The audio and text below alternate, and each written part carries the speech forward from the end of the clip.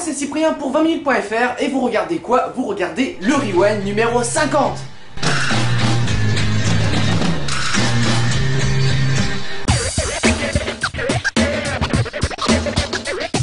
Bon, vous voulez quoi, hein? Dites-moi, hein? Quoi?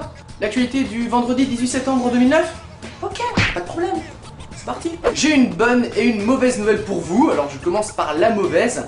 C'est la retraite de Laure Manodou qui ne fera plus de natation. C'est terminé, fini, nada. En même temps, on s'en doutait un petit peu puisqu'elle nous avouait il y a 2 semaines sur Énergie qu'elle voulait devenir décoratrice d'intérieur.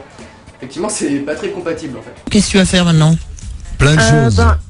Non, en fait, je commence à prendre une formation de décoratrice d'intérieur et puis on verra après par la suite.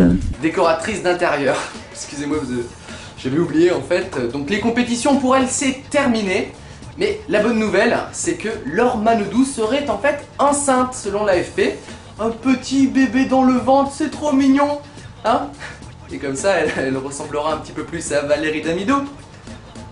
Désolé. L'info insolite du jour, c'est un cambrioleur aux États-Unis d'Amérique qui a été retrouvé, non pas parce qu'il a laissé un cheveu sur le lieu du cambriolage, non, ou qu'il a laissé une trace de doigt non plus, mais parce qu'il s'est connecté à Facebook sur l'ordinateur de la victime et a simplement oublié de se déconnecter.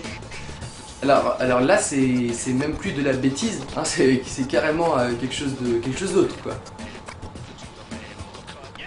On enchaîne avec l'image du jour qui est celle-ci. Alors non, hein, ce n'est pas Chris Brown qui s'échappe de prison, mais Chris Brown qui réalise ses travaux d'intérêt généraux pour ses violences envers son ex-compagne Rihanna. Alors pas de prison, non, pas d'amende non plus, enfin presque, puisqu'il doit payer quand même les 3 salaires des policiers qui veillent à sa sécurité.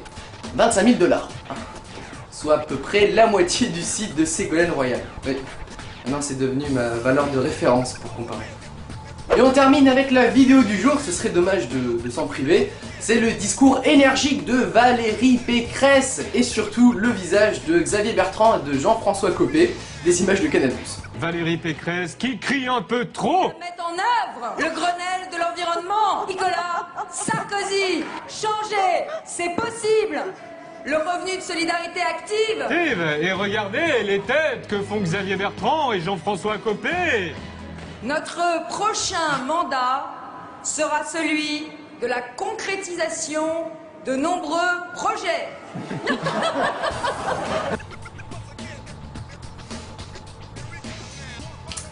Le Rewind numéro 50 est terminé et le mieux pour se quitter, c'est quand même le mot de la fin. De la concrétisation de nombreux projets.